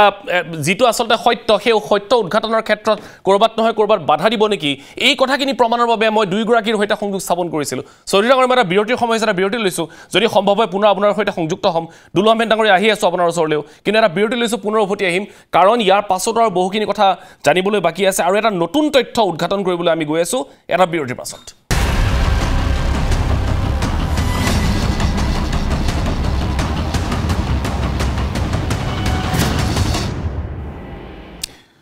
পুনৰ উভতি আহিছো আপোনালোকে চাই আছে হ্যাশট্যাগ আৰু আজি আমি কথা পাতি আছো মুখ্যমন্ত্ৰীৰ সেই মন্তব্যৰ ভিত্তিত যিটো মন্তব্যই লাখ লাখ কোটি কোটি অসমীয়াৰ যিটো ডাউট আছিলে যিটো সন্দেহ আছিলে হেতু কৰবাত নহয় কৰবাত সত্য প্ৰমাণিত কৰিলে কাৰণ মই আকৌ কৈছো এই হিমন্ত বিশ্ব শৰ্মা বুলি নহয় এয়া এখন ৰাজ্যৰ মুখ্যমন্ত্ৰী হিচাপে কোৱা কথাৰ আমিও ভাবো যে কৰবাত নহয় কৰবাত ইয়াৰ সত্যতা বা গুৰুত্ব আছে মই এই মুহূৰ্তত সংযুক্ত হৈ আছো আমাৰ নতুন দিল্লীৰ পৰা জ্যোতিৰ্ময় হাজৰিকাৰ হৈতে মই সংযুক্ত হৈছো আমাৰ জ্যেষ্ঠ সাংবাদিক বিমান ভূষণ মহন্তৰ হৈতে কিন্তু দুলু আহমেদ ডাঙৰীয়া মই এটা কথা আপোনাৰ পৰা জানিবলৈ বিচাৰিছো যে ইয়াৰ ঠিক আছে এতিয়া আপুনি গৈ যিখিনি তথ্য পালে অসম আৰক্ষী এতিয়া মুখ্যমন্ত্ৰীয়ে কৈছে যে অতি সোনকালে যিমান সোনকালে পাৰো সিমান সোনকালে আমি চাৰ্জশিটখন দাখিল কৰিবলৈ চেষ্টা কৰিম কিন্তু ইয়াৰ পাছৰ প্ৰসেসটো কি হ'ব পাৰে বা কেনেকৈ আগবাঢ়িব লাগিব আসলতে আপোনাৰ দৃষ্টিত কাৰণ আপুনিটো যেহেতু এই বিষয়টো ক্লোজলি চাইছে না আইনী প্ৰক্ৰিয়াটো আফটাৰ চাৰ্জশিট আইনী প্ৰক্ৰিয়াটো চলিবই এটা মূল কথা যে অসমখনত যিটো এটা হাহাকাৰ মানে পৰিবেশৰ সৃষ্টি হৈছে মানুহ দুদুমুদৰত আছে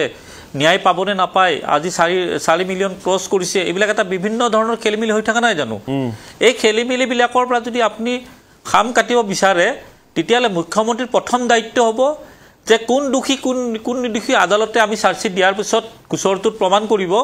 বা দোষী সাব্যস্ত কৰিব কিন্তু তেতিয়ালৈ আমি অন্তত জাহাজখনত থকা 16 গৰাকী কানি গ্ৰেপ্তাৰ কৰি আনি জেললৈ থব লাগে সেই মানুহ কিজনৰ ওপৰত আপোনাৰ 100% ডাউট আছে য'ত থৈ মুঠতে থব লাগে 100% মানুহক এটা আপুনি কথা কক যে জাহাজখনত মই বাৰম্বাৰ কৈছো এইটো মোৰ কথা নহয় অসমৰ ৰাইজৰ কথা আজিৰ তাৰিখত কিবা শ্যাম কানুৰ কথা ওলাই নেকি সন্দীপনৰ কথা ওলাই নেকি শেখৰৰ কথা ওলাই নেকি অমৃত প্ৰভাৰ কথা ওলাই নেকি নোলাই কাৰণ সেইটো আইনী প্ৰক্ৰিয়াত যাব কোনো নোলাই এতিয়া যে তাৰ পিছতো ইমান হাহাকাৰ কিয় লাগি আছে মুখ্যমন্ত্ৰী 11 গৰাকী গ্ৰেপ্তাৰ কৰক না তেওঁতো সৰ্বশক্তিমান বুলি নিজকে প্ৰমাণ কৰি থাকে যে মোৰ নিচিনা শক্তি কাৰো নাই তেখেতৰ শক্তিটো ছিংগাপুৰত দেখাওক ভাৰত চৰকাৰৰ পৰা ছিংগাপুৰ গভৰ্ণমেণ্টৰ লগত যায় 11 গৰাকী এৰেষ্ট কৰক দোষী নিৰ্দোষী পিছত প্ৰমাণ হ'ব প্ৰথমে এৰেষ্ট কৰক তেতিয়া মই ভাবো যদি সেই 11 গৰাকীক এৰেষ্ট কৰাই হয়তো মুখ্যমন্ত্ৰীক আকৌ অসমৰ ৰাইজে দ্বিতীয়বাৰ চৰকাৰ গঠন কৰাত সহায় কৰিব আৰু যদি নকৰে তেনেহ'লে নিশ্চয় জানিব যে এই ইয়াৰ উত্তৰ কিন্তু অসমবাসী ৰাইজে মুখ্যমন্ত্ৰী আৰু বিজেপি চৰকাৰখনক দিব যদি গ্ৰেপ্তাৰ নকৰে আৰু যদি গ্ৰেপ্তাৰ কৰে বা তেওঁ পাব দুলু আহমেদে নাপায় কিন্তু কিয় গ্ৰেপ্তাৰ কৰিব খোজা নাই মই আচৰিত পাইছোঁ এই কথাটো নিশ্চয় গতিকে এইখিনি কথাও মানুহে নজৰত ৰাখিব স্বাভাৱিকতে মই এই মুহূৰ্তত সংযুক্ত হৈছোঁ নতুন দিল্লীৰ পৰা জ্যোতিৰ্ময় হাজৰিকাৰ সৈতে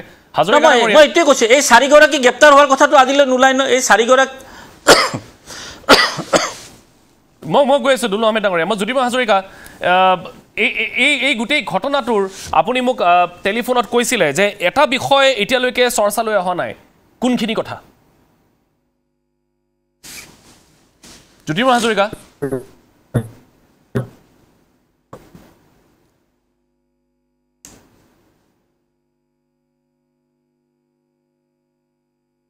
সংযোগ বিচ্ছিন্ন হৈছে এতিয়া এতিয়া শুনিছোঁ কওক হেল্ল' হয় এতিয়া শুনিছোঁ ধন্যবাদ মানৱ মই অথনি আপুনি ফোন কৰোঁতে মই তেতিয়া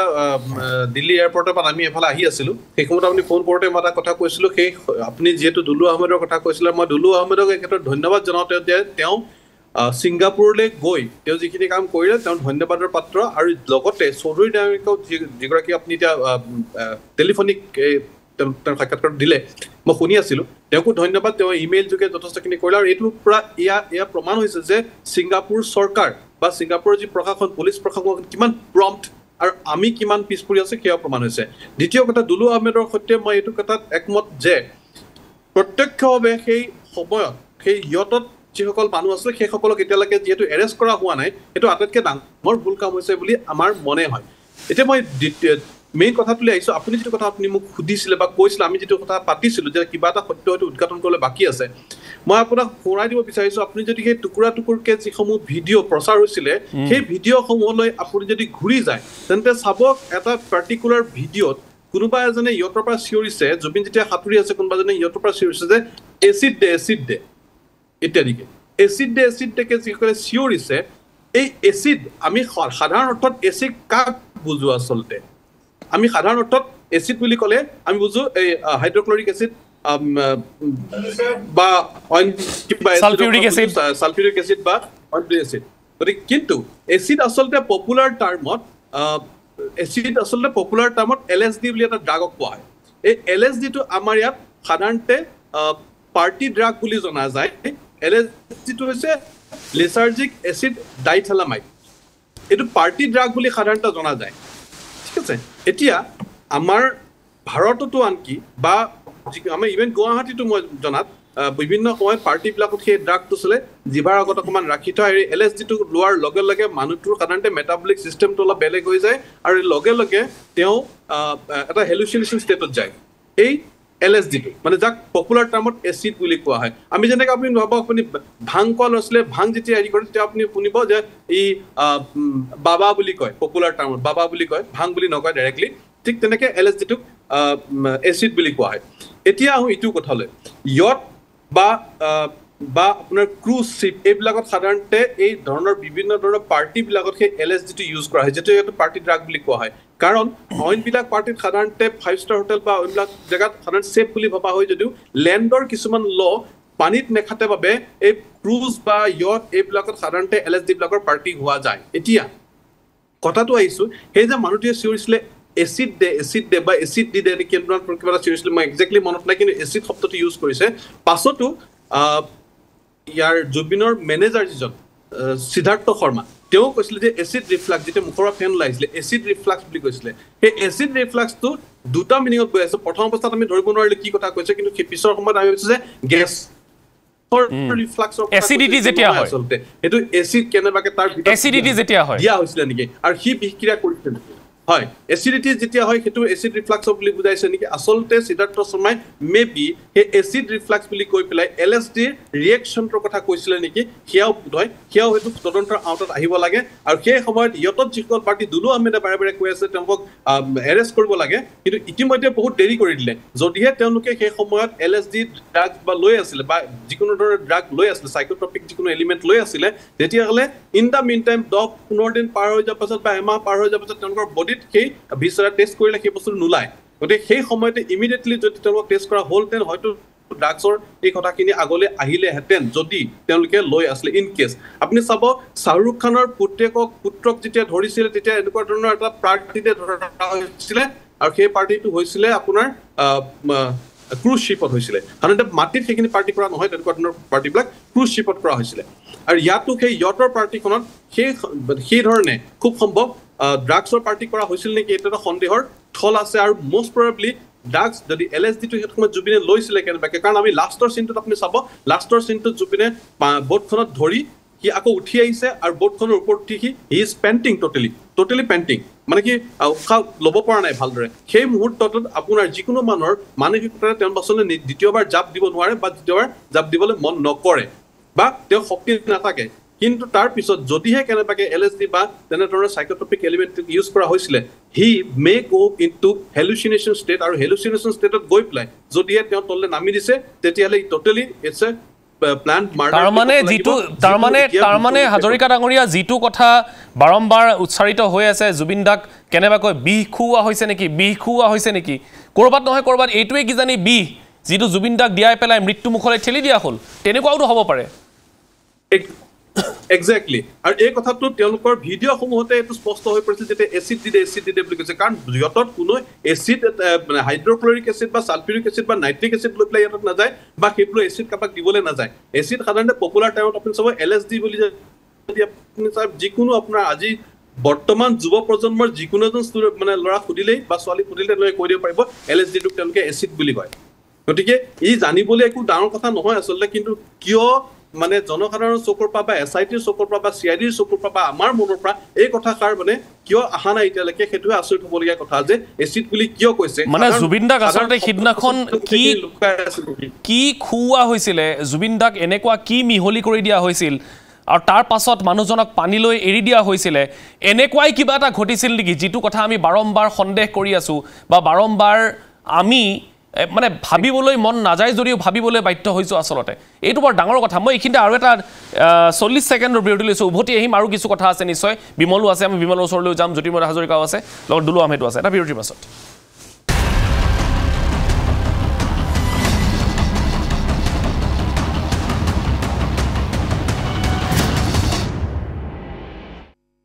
পুনৰভূতি আহিছোঁ আপোনালোকে চাই আছে হেশ্বটেগ আৰু আজি আমি কথা পাতি আছোঁ জুবিনদাৰ মৃত্যু জুবিনদাৰ হত্যাক লৈ কাৰণ আকৌ কৈছোঁ এই শব্দটো মুখ্যমন্ত্ৰীয়ে যিহেতু অফিচিয়েলি কৈছে গতিকে আমি বাধ্য হৈছোঁ ক'বলৈ যে ক'ৰবাত নহয় ক'ৰবাত আমি ভবাটোৱেই বা আমি সন্দেহ কৰাটোৱেই হ'ল নেকি সংযুক্ত হৈ আছোঁ আমাৰ জ্যেষ্ঠ সাংবাদিক বিমল ভকত মহন্তৰ সৈতে বিমল এতিয়া মুখ্যমন্ত্ৰীয়ে আজি আকৌ এবাৰ দি কৈছে ডাঠি কৈছে যে আৰু এইবাৰ আমি দুৰ্ঘটনা বুলি কোৱা নাই জুবিন গাৰ্গৰ হত্যাকাণ্ডৰ চাৰ্জশ্বিট 17 ডিসেম্বৰ আগত দিব লাগে 8 তাৰিখে মই টাৰ্গেট দিছোঁ কি বুজোৱা গৈছে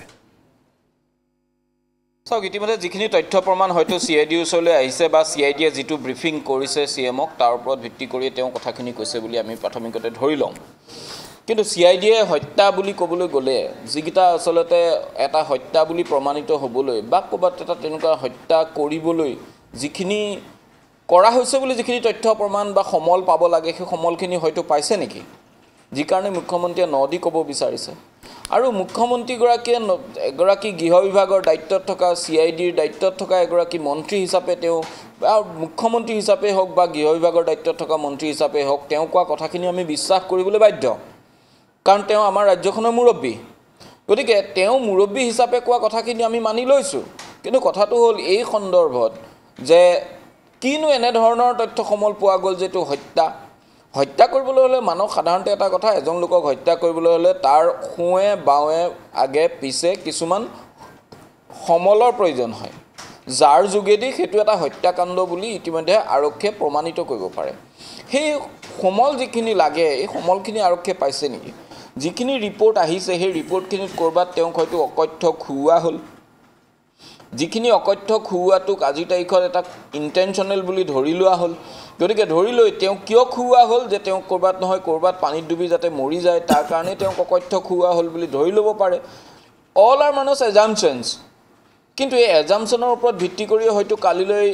সেইখিনি এটা হত্যাকাণ্ড বুলি আৰক্ষীয়ে চাৰ্জশ্বিট দাখিল কৰিব আৰু যি কাৰণত মুখ্যমন্ত্ৰীয়ে কৈছে বুলি আমি ধৰি লৈছোঁ কিন্তু এনেকুৱা ধৰণৰ কনফিডেন্সত ক'ব পৰাকৈ কি এনে ধৰণৰ সমল আৰক্ষীয়ে লাভ কৰিলে এক প্ৰকাৰৰ বিমল হেতু অফিচিয়েল ষ্টেটমেন্ট বুলি ক'ব লাগিব মুখ্যমন্ত্ৰীৰ নিশ্চিতভাৱে অফিচিয়েল ষ্টেটমেন্ট ইয়াত কোনো ডিমত থাকিবই নোৱাৰে গতিকে তেওঁ অফিচিয়েল ষ্টেটমেন্টত তেওঁ এটো হত্যাকাণ্ড বুলি কৈছে আৰু অকাল মৃত্যু নকওঁ বুলি কৈছে আৰু হত্যাকাণ্ড বুলি কওঁ বুলি কৈছে গতিকে আমি অফিচিয়েলি এটো হত্যাকাণ্ড বুলি ধৰি ললো কিন্তু কথাটো হ'ল কি এনে ধৰণৰ সমল আৰক্ষীৰ হাতত আহি পালে যি কাৰণত মুখ্যমন্ত্ৰীয়ে ইয়াক হত্যাকাণ্ড বুলি স্পষ্টকৈ ক'বলৈ বাধ্য হ'ল এটো এটা গুৰুত্বপূৰ্ণ প্ৰসংগ ৰাইট আৰু ইয়াক সমান্তৰালকৈ যি তিনিটা ৰিপৰ্ট আহিছিল হেতু যিটো ইতিমধ্যে কৈছে যে আমাৰ যিটো গোচৰ ৰুজু হৈছে দুলু আহমেদ ডাঙৰীয়াই কৈছে যে আমাৰ ইয়াত যেনেকৈ ৰিভাৰ পুলিচ থাকে তাত এটা তেনেদৰে কোষ্ট গাৰ্ডৰ এটা ইউনিট আছে হেতু তাৰ ছিংগাপুৰ আৰক্ষীৰে এটা ইউনিট আৰু সেই কোষ্টেল গাৰ্ডৰ ইউনিটটোত তেওঁলোকে গোচৰ ৰুজু হ'ব ধৰি লওক আমাৰ ইয়াত যদি এটা মৃতদেহ যদি পানীত পৰি থকা অৱস্থাত পোৱা যায় তেতিয়াহ'লে আমাৰ সেই গোচৰটো স্থানীয় থানাখনত নহয় স্থানীয় যিখন ৰিভাৰ পুলিচ পিএছ আছে তাত হ'ব গতিকে গোচৰ যদি ইউডি কেছ হ'ল তেতিয়াহ'লে নিশ্চিতভাৱে স্থানীয় থানাখনে ইউডি কেছ কৰি কামখিনি কৰি দিব পাৰে কিন্তু যদিহে এটা মেজৰ ইনচিডেণ্ট হয় তেতিয়াহ'লে সেইটো কিন্তু গোচৰ ৰুজু কৰিব লগা হ'লে সদায় আমাৰ ইয়াৰ অসমতো আনকি এই কামটো ৰিভাৰ পুলিচ ষ্টেচনত হয় আৰু ৰিভাৰ পুলিচ ষ্টেচনতো বাকিবিলাক পুলিচ ষ্টেচনৰ নিচিনাকৈ ওচি থাকে সহযোগী বিষয়া থাকে বিভিন্ন ধৰণৰ প্ৰচিডিঅ'ৰ থাকে আৰু এই প্ৰক্ৰিয়াটো যিটো কোড অফ ক্ৰিমিনেল প্ৰচিডিঅ'ৰ আছে কোড অফ ক্ৰিমিনেল প্ৰচিডিঅ'ৰ মতে আচলতে এই ৰিভাৰ পুলিচ ষ্টেচন বাকি প্ৰচিডিঅ'ৰখিনি হয় আৰু কোড অফ ক্ৰিমিনেল প্ৰচিডিঅ'ৰ সেই কথাটো ছিংগাপুৰ আৰক্ষীয়েও সেইখন আইনে ফ'ল' কৰে আমিও ব্ৰিটিছৰ প্ৰায় ধাৰে লোৱা আইন বা ব্ৰিটিছে আমাক দি থৈ যোৱা যিখন আইন আছিল সেইখনেই কোড অফ ক্ৰিমিনেল প্ৰচিডিঅ'ৰ একেখনেই ব্ৰিটিছৰ আইনে আজিৰ তাৰিখতো ছিংগাপুৰে ব্যৱহাৰ কৰি আছে গতিকে আমাৰ আৰু ছিংগাপুৰৰ মাজত সেই কথাখিনিত বিশেষ তফাত নাই কিন্তু কথাটো হ'ল এতিয়া গোচৰ যেতিয়া প্ৰথমে প্ৰাথমিক তদন্ত আছিল প্ৰাথমিক তদন্তৰ কাৰণে তেওঁলোকে ছিংগাপুৰ পুলিচ ফৰ্চে কৰিলে এছপিএফে কিন্তু যেতিয়া গোচৰ ৰুজু কৰিব লগা হ'ল গোচৰ ৰুজু কৰাৰ লগে লগে পিঅ' চেণ্ট্ৰিক হৈ যায় কথাটো প্লেচ অফ অকাৰেক্ট চেণ্ট্ৰিক হয় প্লেচ অফ অকাৰেক্ট চেণ্ট্ৰিক হোৱাৰ কাৰণে সেই বস্তুটো গোচৰটো সেই পিঅ'টো কাৰ আণ্ডাৰত পৰে সেই তেওঁহে গোচৰটো ল'ব পাৰিব গতিকে কাৰ আণ্ডাৰত পৰে যে সেইটো কোষ্টেল গাৰ্ডৰ তেওঁলোকৰ পিঅ' আণ্ডাৰত পৰে গতিকে তেওঁলোকে ল'ব লগা হ'ল আমাৰ ইয়াত হোৱা হ'লে ৰিভাৰ পুলিচে ল'লেহেঁতেন গতিকে ইয়াত বিশেষ কোনো পাৰ্থক্য নাই কিন্তু কথাটো হ'ল তেওঁলোকেও কিন্তু কোষ্টেল গাৰ্ডৰ এটা ৰিপৰ্ট আহিছে বুলি মুন্না প্ৰসাদ গুপ্তাই আজিৰ পৰা 3 দিন আগত ক'লে যে তেওঁলোকৰ সাগৰৰ যিবিলাক নীতি নিয়ম মানি চলিব লাগে বা যিখিনি পদ্ধতি থাকে তেওঁলোকৰ বিভাগটোৱে আমাক এটা ৰিপৰ্ট দিছে গতিকে সেই ৰিপৰ্টটোত এনেকুৱা ধৰণৰ কিবা স্পেচিফিক এলিমেণ্ট চিআইডিয়ে পালে নেকি যি কাৰণে মুখ্যমন্ত্ৰীগৰাকী অধিক স্পষ্ট বা এছপিএফৰ পৰা যিখিনি ৰিপৰ্ট আহিছে আমাৰ MLA-টিৰ যোগেদি তাতো তেওঁলোকে কৈছে তাত তেওঁলোকৰ বিভিন্ন সাইন্টিফিক এভিডেন্সও আহিলে গতিকে সাইন্টিফিক এভিডেন্সৰ ভিতৰত কিবা এনে ধৰণৰ তথ্য সমল পালে নেকি যে জুবিন গাৰ্গৰ মৃত্যু ঘটাৰ পূৰ্বে তেওঁক লগত কিবা অস্বাভাৱিক বাহ্যিকভাৱে কিবা অস্বাভাৱিক আচৰণ কৰোৱা গৈছিল যাক আচলতে এটা কাৰক হিচাপে আজিৰ তাৰিখত আমি গণ্য কৰিম কিবা খুৱাই দিয়া হওক তেওঁ শাৰীৰিকভাৱে কোনোবা এটা পৰ্যায়লৈ ঠেলি দিয়া হওক বা তেওঁৰ লগত কিবা সাধাৰণতে নকৰা ঘটনা কৰাই হওক এনে ধৰণৰ কিছুমান যদি এলিমেণ্ট থাকে তাক হয়তো এটা হত্যাকাণ্ড সংঘটিত কৰাৰ এটা মটিভ বা এটা কাৰক হিচাপে গণ্য কৰিব পাৰি গতিকে মই অনুভৱ কৰিছোঁ যে এই সন্দৰ্ভত চিআইডিৰ লগত কথা পাতিব পৰা নাই বা তেওঁলোকে এই বিষয়ে নিশ্চয় খোলাখুলিকৈ সকলো কথা নক'ব কিন্তু যিমান দূৰ এই গোটেই বিষয়টোক লৈ যিমানখিনি গম পাইছোঁ যে তেনেকুৱা কিবা এটা এলিমেণ্ট পাইছে যিটো এলিমেণ্টৰ বাবে সেইটোক এটা কাৰক এটা মৃত্যুৰ কাৰক আৰু সেই কাৰকটোক আচলতে তেওঁ মৃত্যু ঘটিবৰ কাৰণেই সেই কাৰকটো ঘটোৱা হৈছিল সেই কাৰকটো ঘটোৱা হৈছিল জুবিন গাৰ্গ পানীত পিছদিনা নামিলে পাছদিনা পানীৰ পৰা জুবিন গাৰ্গ উঠি আহিব নোৱাৰিব এনেধৰণৰ এটা কথা ভাবিয়েই সেই কাৰকখিনি তাত সংযুক্ত কৰা হৈছিল বুলি আৰক্ষীয়ে ডাউট কৰিব আৰু সেইমতে বোধহয় চাৰ্জশ্বিটখনো দাখিল হ'ব বিমল এতিয়া কথাটো হৈছে মুখ্যমন্ত্ৰীয়ে যিখিনি কথা কৈছে মই বাৰম্বাৰ এটা কথাই কৈ আছোঁ যে মুখ্যমন্ত্ৰীৰ মন্তব্যৰ উদ্ধৃতি দি কাৰণ তেওঁৱে কৈ থৈ দিছে যে মই মুখ্যমন্ত্ৰী মই এনেই কথা নকওঁ গতিকে তেখেতৰ মন্তব্যৰ উদ্ধৃতি দিয়ে কথাখিনি কৈ আছোঁ দুলু আহমেদ ডাঙৰীয়া কথাটো হৈছে এনেকুৱা যে কিছুদিন পূৰ্বে মুখ্যমন্ত্ৰীকো সোধা হৈছিল এতিয়া ৰাজনৈতিকভাৱেও বিভিন্ন কথা বতৰা চলি আছে সামাজিকভাৱেও চলি আছে মুখ্যমন্ত্ৰীয়ে এটা কথা কৈছে যে আমি সম্পূৰ্ণ এটা শুদ্ধ ট্ৰেকত আছোঁ আমি শুদ্ধ প্ৰচেছত আছোঁ গতিকে তদন্তকাৰী বিষয়াই কাক কেনেকৈ কি কৰিব লাগে সকলোখিনি কৰিছে, 100তকৈ বেছি মানুহৰ তলব কৰি সোধা পোছা কৰিছে। গতিকে আচলতে কোনোবাই পলিটিকেলি এই বেলেগ বেলেগ কথা ক'ব পাৰে, তাৰপাছত মুখ্যমন্ত্ৰীয়ে কৈছে জুবিনৰ প্ৰকৃত অনুৰাগী কোন আৰু ডুপ্লিকেট অনুৰাগী কোন, এইবিলাক কথাও ক'লে। কিন্তু আল্টিমেটলি মুখ্যমন্ত্ৰীয়ে এটা কথাই কৈছে যে আমাৰ তদন্ত প্ৰক্ৰিয়াটো সম্পূৰ্ণৰূপে শুদ্ধ ট্ৰেকত আছে, ইয়াক লৈ প্ৰশ্ন কৰিবলগীয়া একো নাই। চাওক, এইটো কোনো ধৰণৰ মই ভাবোঁ যিখিনি দেখি আছোঁ সংবাদ মাধ্যমে হওক বা আমাৰ বাতৰি কাকততে হওক, ইয়াত কোনো ৰাজনীতিক দলে এইটো ৰাজনীতিক কৰিব ওলাইছে যদি, কিন্তু অসমৰ ৰাইজে এইটো হ'ব দিয়া নাই। অসমৰ ৰাইজৰ এটাই কথা যে আজি যে 4 মিলিয়ন যে হেছটেগ জুবিনৰ যিটো 4 মিলিয়ন ক্ৰছ কৰিলে, এইখিনি যদি শান্ত কৰিব লাগে, অসমৰ ৰাইজক যদি বিশ্বাস দিয়াব লাগে, মুখ্যমন্ত্ৰীৰ এটাই দায়িত্ব হ'ব যে আদালতে যি ৰায় দিব, মোৰ দায়িত্ব আছিল, মই তেখেতসকল অভিযুক্ত, আজি তাৰিখত আপুনি হত্যাকাৰী হয় নহয় সেইটো আদালতে ক'ব। তেখেতসকল অভিযুক্ত, মই 4 গৰাকীক ধৰিছোঁ, জেলত সোমাইছোঁ আৰু 11 গৰাকীক আনাৰ ব্যৱস্থা কৰি আছোঁ। ৰাইজ আপোনালোকে শান্ত হৈ থাকক, আমাক ন্যায় প্ৰক্ৰিয়াটো সম্পূৰ্ণকৈ চলিব দিয়ক, যাতে আমি দোষীক ভালদৰে শাস্তি দিব পাৰোঁ, যাৱজ্জীৱনে হওক বা 14 বছৰ যি হয় আইন অনুযায়ী যিটো হয়, সেইটো নকৰি এইবিলাক কাক আক্ৰমণ কৰিছে, কোনোবাই এইটো কৈছে, অমুক কৈছে, তুমুক কৈছে। এতিয়া যিখন ৰাজ্যত 3,70,00,000 জনসাধাৰণ আছে, তাতে ৰাজনীতিকৰ কথা ক'ৰ পৰা আহিল? এই হেছটেগ জুবিন যে এইটো ক'ৰ পৰা আহি আছে? এইটো ৰাজনীতিকে কৰিছে নেকি? আপুনি চাবচোন, এইটো ৰাজনীতিকে কৰে না। মইতো আজিলৈ তদন্ত প্ৰক্ৰিয়াক লৈ যাতে কোনেও সন্দেহ নকৰে, কোনেও যাতে প্ৰশ্ন নকৰে, তেখেতে সেইটো কথা কৈছে। আৰু সন্দেহটো তেওঁৱে জন্মাইছে না, সন্দেহটো তেওঁৰ কথাত মানুহৰ সন্দেহ হৈছে যে ভাগ ভাগকৈ গ্ৰেপ্তাৰ কিয় কৰিছে, সন্দেহটো তাত ৰাইজৰ, বেলেগ ক'তো সন্দেহ নাই। আজি 11 গৰাকীক যদি গ্ৰেপ্তাৰ কৰি দিয়ে অসমৰ, মই আপোনাক ক'লোঁ যে অসমৰ ৰাইজ শান্ত হ'ব, যিয়ে নহওক মুখ্যমন্ত্ৰী এটা ভাল কাম, তেখেতৰ দায়িত্ব কি, মই গ্ৰেপ্তাৰ কৰিলোঁ, এতিয়া আইনী প্ৰক্ৰিয়াত তেখেতসকল দোষী হয়নে নহয়, হত্যাকাৰী হয়নে নহয়, এইটো আইন আদালতে বিচাৰ কৰিব। মুখ্যমন্ত্ৰীৰ দায়িত্ব এইটো নহয়, তেওঁতো আগে হত্যাকাৰী বুলি কৈ দিলে, কেতিয়াবা আকৌ বেলেগকৈ কয়, যাৰ বাবে অসমৰ ৰাইজৰ সন্দেহটো বাঢ়ি গৈছে। আৰু এতিয়া যে আজি ক'লে হত্যাকাণ্ড বুলি, মই এনে কথা এটাত কৈছোঁ, আইনী প্ৰক্ৰিয়াত কালি যদি কোনোবা এখন কোৰ্টে কৈ দিয়ে জুবিন গাৰ্গক হত্যা কৰা হোৱা নাছিল, এইটো এই হত্যাত কোনো জড়িত নাই, তেতিয়া মুখ্যমন্ত্ৰীৰ কথাটো মিছা হৈ গ'লে নাই? তেওঁ যিবিলাক কথা আগতীয়াকৈ কৈছে, বিপদত তেওঁহে পৰি আছে। তেওঁৰ ৰাজ্য চৰকাৰৰ মুৰব্বী হিচাপে তেখেতৰ যিখিনি দায়িত্ব সেইখিনিহে কৰক। তেওঁ আদালতখনো তেওঁ হ'ব নালাগেতো, তেওঁ আদালতত কি হ'ব সেইটো কৈ আছে আগতীয়াকৈ। মুখ্যমন্ত্ৰীয়ে কৈছে যে অসমৰ মানুহে সেইখিনি জানিলে দুখ পাব বা খং কৰিব, এই ধৰণৰ কথাও কৈছিলে কিন্তু মুখ্যমন্ত্ৰীয়ে। আজি চাবচোন আজি মানুহ এটা বস্তু চাব, আজি যেতিয়া মুখ্যমন্ত্ৰী হত্যাকাণ্ড বুলি কৈছে, কিবা সংবাদ মাধ্যমত ব্যাপকভাৱে প্ৰতিক্ৰিয়া হৈছে নেকি? কওক বাতৰি কৰিছে, সাধাৰণ বাতৰি হৈছে, কিন্তু সাংঘাতিকভাৱে প্ৰভাৱ পৰা নাই, কাৰণ ৰাইজৰ বিশ্বাস মুখ্যমন্ত্ৰীৰ ওপৰত উঠি গৈছে। কেতিয়াবা হত্যা কয়, কেতিয়াবা মই আকৌ কৈছোঁ, কেতিয়াবা কয় জুবিন গাৰ্গৰ চাৰ্জশ্বিট যেতিয়া ৰাজহুৱা হ'ব, কোৰ্টতে হওক বা আদালত, অসমৰ ৰাইজৰ সন্মুখত, অসমৰ ৰাইজে বোলে আচৰিত হ'ব যে এই ধৰণৰ চাৰ্জশ্বিট, মানে কি কৈ আছে, কি নাই কৰা। তেখেতে মই যিমান তেখেতে কথাবিলাক কৈ আছে, তেখেতৰ বিপদ তেখেতে নিজে চপাই লৈ গৈছে।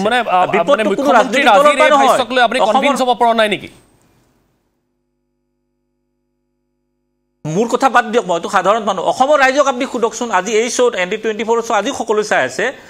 যেতিয়া মুখ্যমন্ত্ৰীয়ে কৈ দিয়ে আজি 40 দিন 45 দিন এটা গোচৰ হৈ গ'ল, হোৱাৰ পাছত আজি ডাঠি কৈছে যে হত্যাকাণ্ড বুলি ক'লে, কিবা আপোনালোকে সংবাদ মাধ্যমত 1-2 লাইন বাতৰি কৰাৰ বাহিৰে কিবা একটা প্ৰতিক্ৰিয়া দেখিছে নেকি? নাই দেখা, মানুহৰ বিশ্বাসেই উঠি গৈছে। আপুনি চাব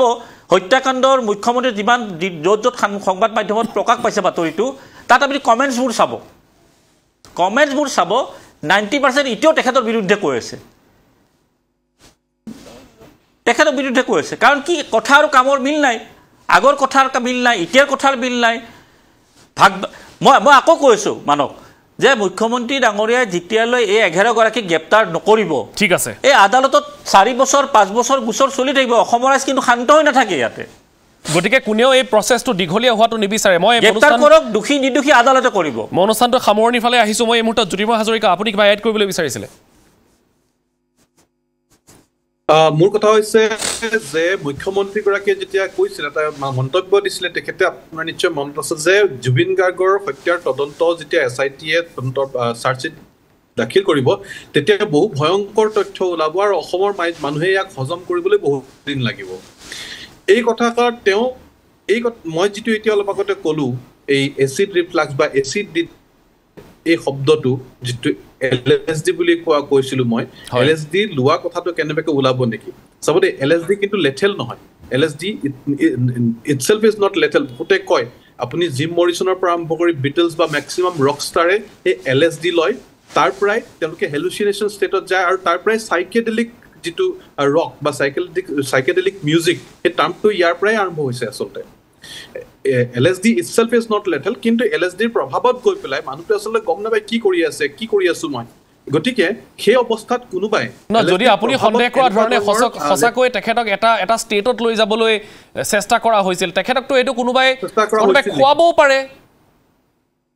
এক্স্যাক্টলি আৰু হেতুকে কি জানি মুখ্যমন্ত্ৰীয়ে কৈছে যে এনেকুৱা ধৰণৰ ভয়ংকৰ সত্য ওলাব যেটো সত্য অসমৰ ৰাজ্যে হজম কৰিবলৈ সময় লাগিব অৰ্থাৎ জুবিন গাৰ্গে খাইছিলে এনে ধৰণৰ কেনবাকে মন্তব্য ওলাব পাৰে নেকি কিয়নো জুবিন গাৰ্গৰ যিসকল অতি ঘনিষ্ঠ ব্যক্তি তেওঁলোকে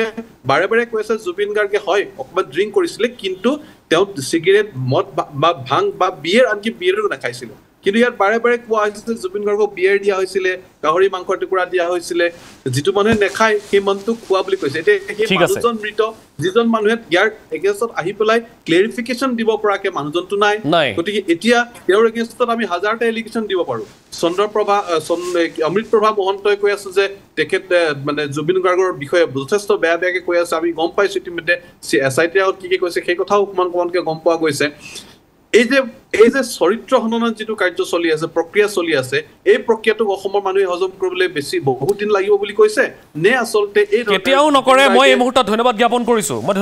কৰিছো হাজৰিকা ডাঙৰীয়া দুলু আহমেদ ডাঙৰীয়াক ধন্যবাদ জ্ঞাপন কৰিছো লগতে চৌধুৰী ডাঙৰীয়া আজি আমাৰ সৈতে যি ফোন যোগে সংযুক্ত হ'ল তেওঁলোকক ধন্যবাদ জ্ঞাপন কৰিছো কেতিয়াও হজম নকৰে মানুহে জুবিন গাৰ্গৰ বিষয়ে এতিয়া নোহোৱা মানুহজনৰ বিষয়ে জিটি কথা কৈ যদি কোনোবাই হাৰিবলৈ বিচাৰে হেতু কথা কোনেও হজম নকৰে 40 সেকেন্ডৰ এটা বিৰতি তাৰ পাছত আমি এটা তথ্য জনাম বিমলৰ সৈতে আলোচনা কৰিম বৰ বেছি সময় নাপাম যিহেতু ন্যায়িক আয়োগ গঠন কৰা হ'ল আজিৰ পৰা ন্যায়িক আয়োগে তথ্য লোৱা আৰম্ভ কৰিছে আজি কি আচৰিত ঘটনা ঘটিল ন্যায়িক আয়োগত আমি জনাম আপোনালোকক 40 সেকেন্ডৰ বিৰতিৰ পাছত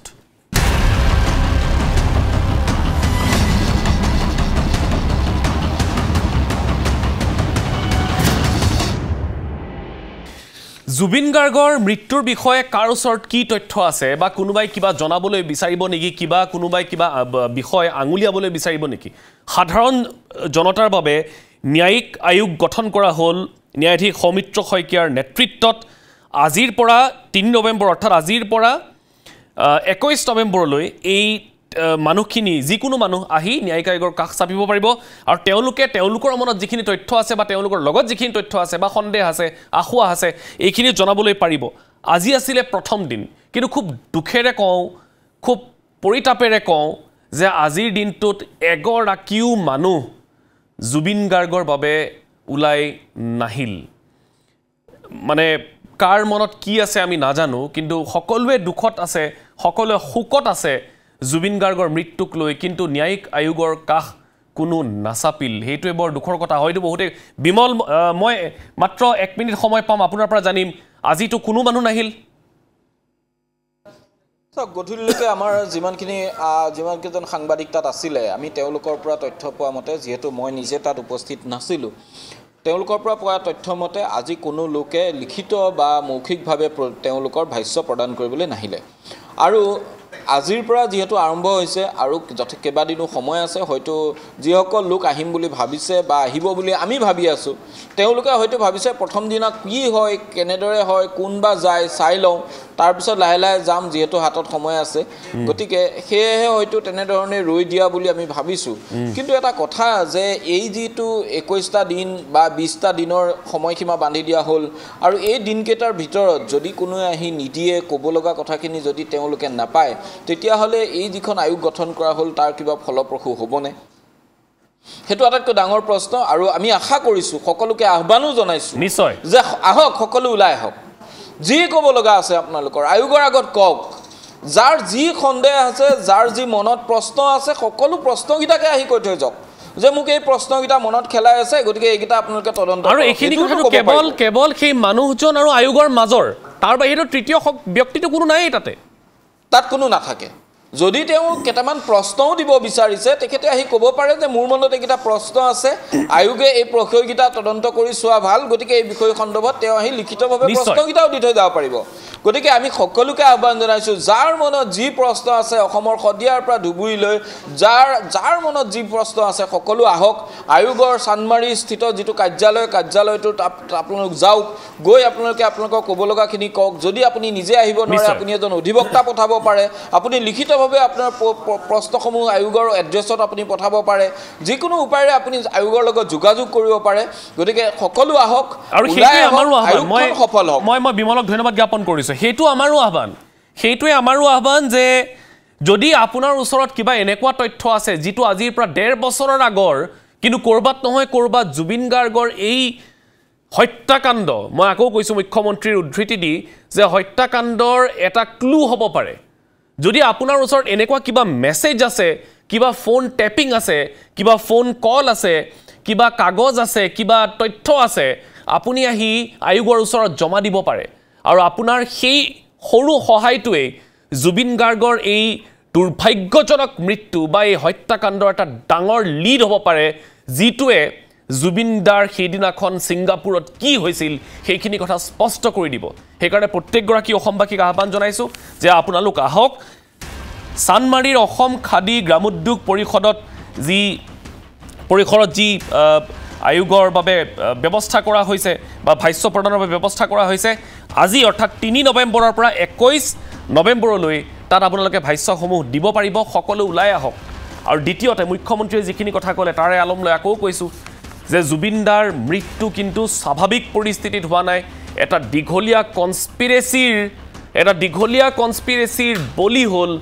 আমাৰ সকলোৰে হিয়াৰ আমঠু শিল্পীগৰাকী গতিকে এতিয়াৰ পৰা জাষ্টিছ ফৰ জুবিন গাৰ্গ আৰু ডাঙৰ হ'ব লাগিব এতিয়া 4 মিলিয়ন হৈছে ইয়াক 40 মিলিয়ন কৰিব লাগিব যদি আমি প্ৰয়োজন হয় জাষ্টিছ ফৰ জুবিন গাৰ্গ আজিৰ তাৰিখৰ পৰা আৰু ডাঙৰ হ'ব ইমান ডাঙৰ হ'ব যে প্ৰত্যেকটো বিষয় ৰাষ্ট্ৰীয় আন্তঃৰাষ্ট্ৰীয় প্ৰেক্ষাপটলৈ যাব কিন্তু জুবিন দাক হত্যা কৰা জুবিন গাৰ্গৰ হত্যাকাৰী প্ৰত্যক্ষ পৰোক্ষ সকলো আউটালৈ আহিব লাগিব প্ৰত্যেকগৰাকী অসমীয়াই জানিব লাগিব যে সিদিনাখন তেওঁলোকৰ কলিজাৰ এটুকুৰা তেওঁলোকৰ